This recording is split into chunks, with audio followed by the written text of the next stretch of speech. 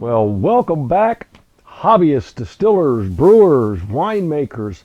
I'll tell you, our community is really growing. So thank you so much to everyone who has subscribed. And if those who haven't, please just click the subscribe button. Hey, when the little bell comes up, if you click that, that's a notification bell. That way you'll get a notice every time that we post a new video. All right, today's video is going to be on wiring. I'm out here in the shop and we're going to do our next video is going to be a distillation. We're going to distill some mead. But I needed a 220 circuit, so I got to wire one in here real quick so that we can get this next video on YouTube. So bear with us. Now, first of all, my disclaimer, this is not a video to make anyone an electrician. But what it is, it's an instructional video on, and a lot of an explanation really about electricity, and how you too can do your own wiring, a limited amount, of course, and be safe. And if you're not comfortable, please don't touch it. That's all there is to it. But I'm going to show you step by step. It's really not that difficult. Now, I have always been and always will be transparent. I make mistakes on a regular basis. We all do. And thanks for pointing those out in the comments below, because I get those and I enjoy them. Thank you so much for picking those out for me. And also for all the questions that we answer. Additionally, I've been called crazy for putting my phone number down here. Here it is. If you want to give me a call and have a discussion, we sure can. Sometimes you may not be able to reach me. We've got a lot of viewers and a lot of important phone calls. So I do stay on the phone quite a bit. Additionally, if you just want to get in touch with me personally, here's my email address, george.duncan76@gmail.com. I'll answer that as well. Okay, look, I've got my PID out here, and I've got this thing wired. I've got a 240 volt outlet, and I've got a 120 volt outlet, depending on, which one of those things I'm going to use, because I really love these things. These PIDs are like cruise control in a car.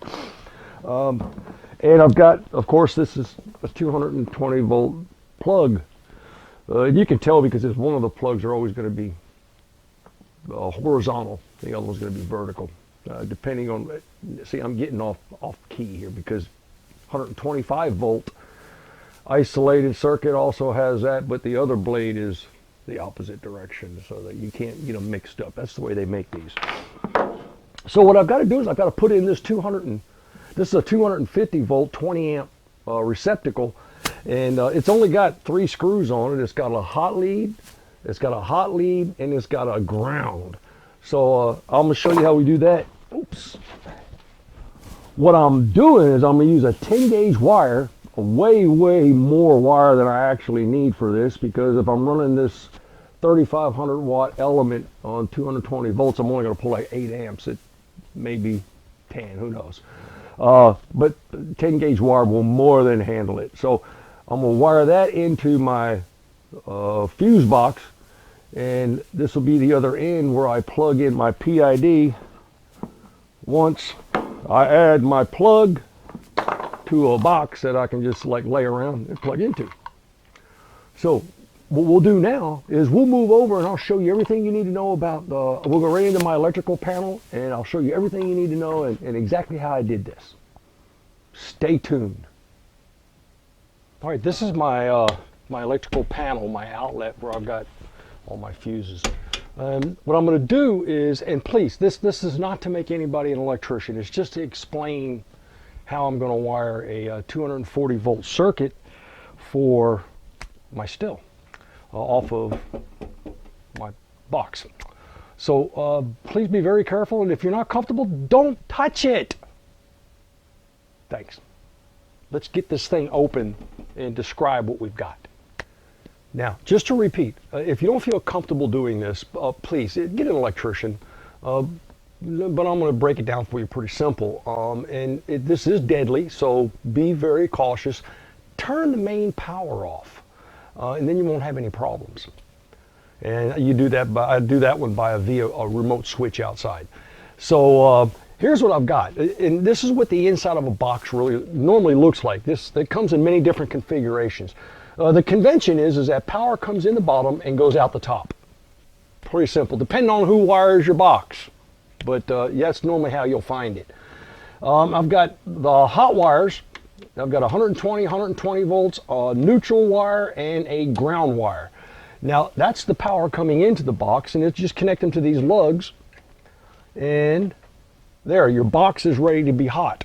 Now, but in order for you to get electricity out, you go through the fuse. And you'll notice that, okay, this 120 leg runs on this bar, goes all the way up to the top. And so does this 120 volt leg all the way up to the top. Now, if we have just a 120 volt circuit, which I have here, this is the very first one. This is a 20 amp circuit, and it's 120 volts. And I know that because I've got one black wire coming from the fuse, and then I've got my white wire that comes over here to my neutral bus. And I've also got a ground wire that goes to my ground bus. So that means that I've got one hot, one neutral, and one ground. That's 120 volts. That's what the box is supplied.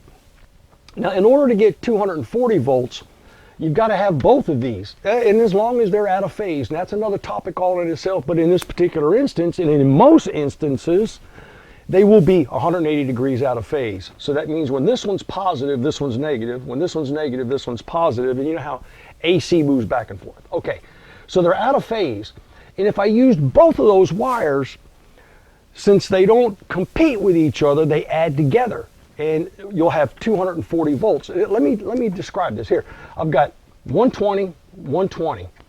So that means if I use this fuse and a fuse on the other side, let's do it here, this bar and this bar, then I add those together, I got 240 volts, and that's what I'm getting ready to do, and I'll show you that.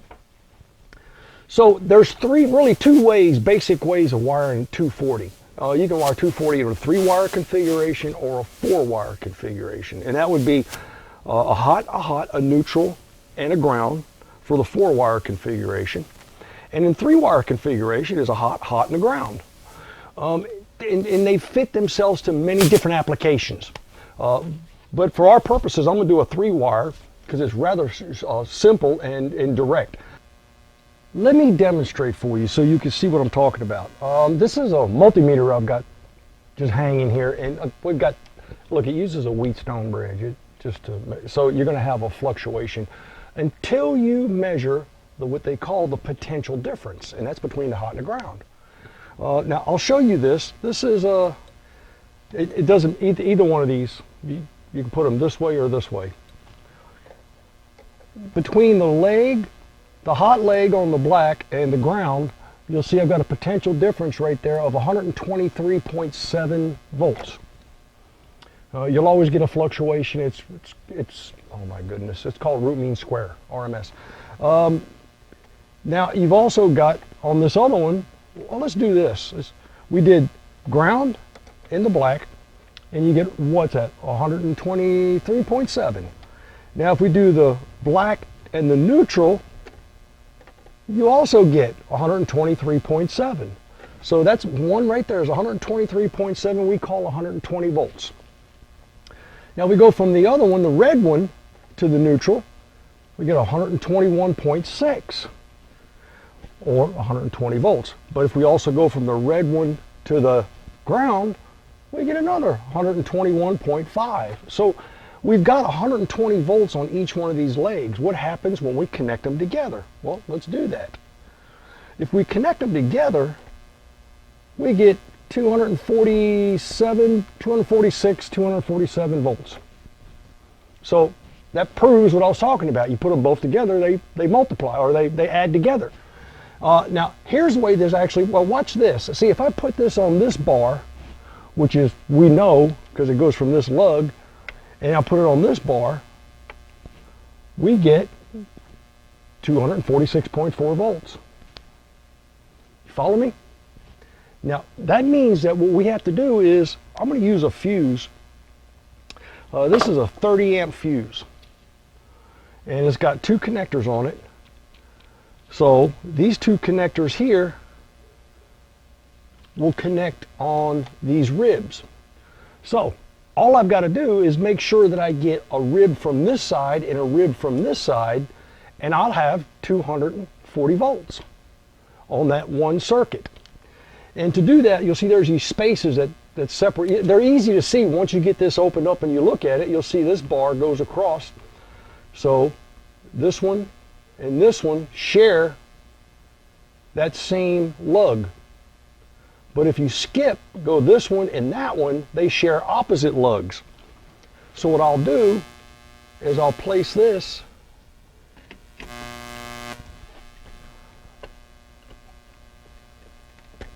right here, and it should go on a whole lot easier than it is. There it goes. There. So now I've got a fuse in there, and I'm actually using a lug on each side. So if I connect these two together, let me turn that on. Now the fuse is on. And I check that and that one. Now I've got 246 volts. So I'll just run 2 wires from there. I'll run one from the ground, and I'll put my plug on the other end, and then I can plug into it and I'll have that. And this is my safety. That's my off. Makes sense? It is, believe it or not, real simple. But if you don't feel comfortable, don't touch it. Let's move on. Wasn't that simple? I told you. It's really not that difficult once you think about it. And again, if you're kind of quirky, leave it alone. It's not going to hurt anything, you know. Find somebody else to it. Okay. Getting ready to finally hook up the wire to the receptacle, and we're going to show you that part. Just make sure you run your wire through the box first, because once you put the receptacle on, it's not, you know, then you'll be taking it apart and putting, you know, I've done it 100 times. The first thing I did was I put some spades. They're called spades, and I put them on the ends of all the leads. It just makes it a whole lot easier to attach to the receptacle. And those come in a box. You can get them at any hardware store, and you just slide them on, and then you use this crimping tool. Matter of fact, you can buy a little kit that just comes with it, and then all you gotta do is crimp them. And when you crimp them to the top, they stay and they hold tight, and that's your connection. So now remember, we had I hooked the black and the white to the fuse. Remember, we had 2 different fuses, and we had 120 volts off of each leg, 180 degrees out of phase. So if I turn that fuse on right now, this would be hot, and I'd have 240 volts here, or I'd have 110 volts between here and here, or 110 volts between here and here. So from this end, from that end to this end, it's exactly the same. All I do is I've got the 2 screws, the 2 brass screws on the side, and all receptacles will have, they're very distinct. They'll have a brass screw for a hot lead, and you'll notice there'll be a silver screw, and the silver screw is for the neutral lead. And in this particular case, this has 2 brass screws designed for 2 hot leads. So let's hook this up, and then I'm going to show you the end result. And I mean, it's just a simple process of just put the spade underneath the screw head and then screw the screw tight. And let me get this other one. And then I've also got to do the ground. This begs the question, well, what about safety? Well, this is safe the way it is, because remember, there's, you got 3-wire 220 volt 240 volt circuit, and you got a 4-wire. And in most of those are large appliances. Well, you know, because large appliances, you need what they call an appliance ground, to earth ground, for any voltage leakage that may be potentially dangerous. But in any case, we slide this inside the box, and then I'll add the 2 screws, the 2 retainer screws, the one that goes in the top right here, and then one that goes in the bottom right here. Now, I'm not trying to insult anybody's intelligence, but I just want to make sure I show you everything. By golly. And they say don't use a power drill, but I do. We do a lot of things we're not supposed to do. All right, so now I've got my receptacle and I've got my plug, and lo and behold, I can plug that in. So now when I turn on my fuse and heat this box up, what they call heating it up, it's not temperature, it's electricity. I can work that PID and we'll be on our way. So please, if you've got any questions, you already know how to get in touch with me. Otherwise, comment below, subscribe, do all those things. In any event, we're going to get ready. We're going to hook all this stuff up, and I got a lot of stuff already going. We're going to hook this all up. We're going to pull out that, I got 10 gallons of mead that went off. And I'll explain more about that, but we're going to rescue it. We're going to distill it. So in the meantime, happy distilling.